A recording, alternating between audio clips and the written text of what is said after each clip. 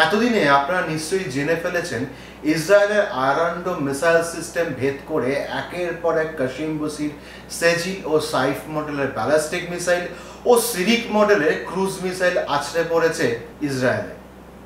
পরবর্তীকালে এই মিসাইলগুলির বেশ কিছু অংশ প্রায় 70 থেকে 80% যা আছড়ে পড়েছিল ইসরায়েলের মাটিতে তার ম্যাক্সিমামটাই আটকে দেওয়া গেছে। কি করে? এর সৌজন্যে ইন্ডিয়ান ব্রেন। আজকে আমরা কথা বলবো ইসরায়েল ও ইন্ডিয়ার যৌথ উদ্যোগে তৈরি এয়ার ডিফেন্স সিস্টেম নিয়ে, যা ইন্ডিয়া ব্যবহার করে আবার ইসরায়েলও ব্যবহার করে। নমস্কার, আমি দিব্যেন্দু, ইন্টারজিও চ্যানেলে আপনাদের স্বাগত। অপারেশন সিঁদুরের সময় ভারতীয় অস্ত্রের কামাল দেখেছিল গোটা বিশ্ব। এবার ইরান ইসরায়েল সংঘাতেও কামাল দেখালো ভারতীয় অস্ত্র। আকাশপথে ইরানের হামলা রুখে দিয়েছে বারাক এয়ার ডিফেন্স সিস্টেম। তৈরি করেছিল ভারতীয় গবেষণা সংস্থা ডিআরডিও, আর সঙ্গী ছিল আইএআই বা ইসরায়েল এরোস্পেস ইন্ডাস্ট্রিজ।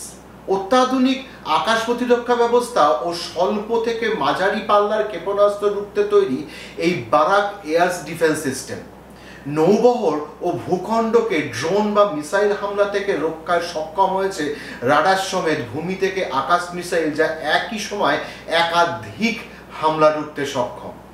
এই প্রতিরক্ষা ব্যবস্থায় ব্যবহৃত ডুয়াল ফেজ রকেট মোটর সম্পূর্ণভাবে বানিয়েছিল ডিআরডিও, যা সম্পূর্ণভাবে ভারতীয় ব্রেন। উল্লেখ্য, ভারতের অপারেশন সিঁদুর পরবর্তী সময় মুহুর্মুহু ড্রোন হামলা চালিয়েছিল পাকিস্তান। সেই সময় দেশের মাটির নিরাপত্তার দায়িত্বে ছিল আকাশ এয়ার ডিফেন্স সিস্টেমের ওপর। সেই সময় তার দোষ ছিল বারাক এয়ার ডিফেন্স সিস্টেম রুখে দিয়েছিল ফতেহ 2 ক্ষেপণাস্ত্রের হানা। অ্যাকচুয়ালি বারাক সিস্টেম নিয়ে ইসরায়েল অনেক দিন ধরেই কাজ করে চলেছে। এর আগে যে বারাক 1, বারাক 2 আর পরবর্তীতে যে সিস্টেম বানিয়েছিল সেগুলোতে অনেক খামতি ছিল। তারা কেউই 50 থেকে 60 কিলোমিটারের বেশি তাদের রেঞ্জ ছিল না, এবং তাদের কেউই 360 ডিগ্রি রেঞ্জে কাজ করতে পারত না। পরবর্তীকালে ভারতের ডিআরডিওর সঙ্গে বারাক 8 যে ক্ষেপণাস্ত্র সিস্টেম তৈরি করা হয়েছে তার কার্যকারিতা অনেক দূর, প্রায় 100 থেকে 150 কিলোমিটার পর্যন্ত তার রেঞ্জ, এবং সেগুলি 360 ডিগ্রিতে কাজ করতে পারে। বারাক 8 ক্ষেপণাস্ত্র ব্যবস্থা বা মাঝারি পাল্লার surface two air missile system বা MRSAM ভারতের প্রতিরক্ষা গবেষণা ও উন্নয়ন সংস্থা বা ডিআরডিও এবং ইসরায়েল এরোস্পেস ইন্ডাস্ট্রিজ যৌথভাবে তৈরি করেছে।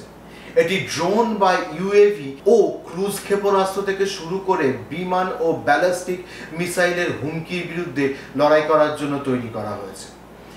100 থেকে 150 কিলোমিটার পর্যন্ত পাল্লা অল ওয়েদার বিমান প্রতিরক্ষা ব্যবস্থা, যা একই সঙ্গে একাধিক লক্ষ্যবস্তুকে নির্ভুলভাবে আঘাত করতে পারে।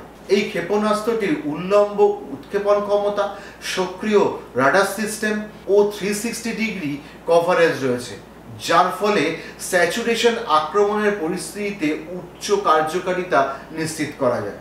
ভারত ক্ষেপণাস্ত্রের dual pulse rocket motor, thrust vector নিয়ন্ত্রণ ও অন্যান্য সাবসিস্টেমের পরিবর্তন অত্যন্ত গুরুত্বপূর্ণ ভূমিকা পালন করেছে, এবং ইসরায়েল তার শিকার প্রযুক্তি ও এন্ড গেম অ্যাভিওনিক্স দক্ষতা প্রদান করেছে।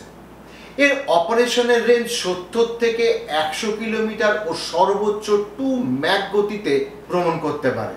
এই ক্ষেপণাস্ত্রটি 60 কিলোমিটার প্রক্সিমেট ফিউজড ওভারহেড দিয়ে সজ্জিত, যা সর্বোচ্চ কার্যকারিতার জন্য লক্ষ্যবস্তুর কাছাকাছি বিস্ফোরণ ঘটাতে ও ডিজাইন করা হয়েছে। এটি উল্লম্ব উৎক্ষেপণ প্রযুক্তি ব্যবহার করে ও 360 ডিগ্রি কভারেজ প্রদান করে, যা এটিকে যে কোনো দিক থেকে আসা যে কোনো হুমকির প্রতি প্রপার রেসপন্স দিতে সাহায্য করে। যদি এই এয়ার ডিফেন্স সিস্টেম ইসরায়েলের কাছে না থাকতো তাহলে ক্ষয়ক্ষতির পরিমাণ আরও অনেক গুণ বেড়ে যেত।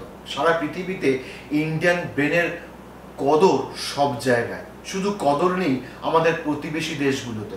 তারা সারাক্ষণ কি করে ইন্ডিয়ার ক্রিটিসাইজ করবে সেই চিন্তা ভাবনা করে, অথচ এই ক্রিটিসাইজেশন না করে যদি ভালো সম্পর্ক রাখতো, সেই সম্পর্কের লাভ শুধু প্রতিবেশী দেশগুলি না, এশিয়ার প্রত্যেকটি দেশ ভালো করে বুঝতে পারত।